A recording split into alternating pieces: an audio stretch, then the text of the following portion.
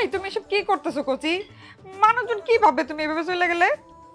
আরে মানুষজন কি ভাববে সেটা তুমি বুঝতে পারতেছো, অথচ তোমার স্বামী কি ভাবতেছে সেটা তুমি বুঝতে পারো না। আমি আর এখানে থাকবো না। আমি কি ভাইসে আসছি? এই কচি কি ভাইসে আসছে? তোমার ভাবি কি ব্যবহারটা করলো, আমাকে বাড়ি থেকে চলে যেতে বলে। সে কে? আমি চলে যাব? আমি থাকবো না এখানে। বিদেশে গেলে লোকজন আমাকে সালাম দিয়ে কথা বলে, আমাকে সম্মান করে, আর তোমার ভাবি আমাকে কি করলো? থাকবো না আমি। আচ্ছা আচ্ছা ঠিক আছে, ভাবি যদি তোমার সাথে বেয়াদবি করে থাকে আমি এটা আব্বার কাছে জিজ্ঞেস করব, প্রয়োজনে আমি তার বিচারের ব্যবস্থা করব। তারপরে তুমি এভাবে চলে যাও না। কি বললা তুমি? তোমার আব্বা বিচার করবে? তোমার আব্বার বিচার কে করবে তাহলে? হ্যাঁ, উনি তো সবসময় আমাকে অপমান করে কথা বলে। ওনাকে আমি ছাড়বো? আমি ওনাকে ছাড়বো?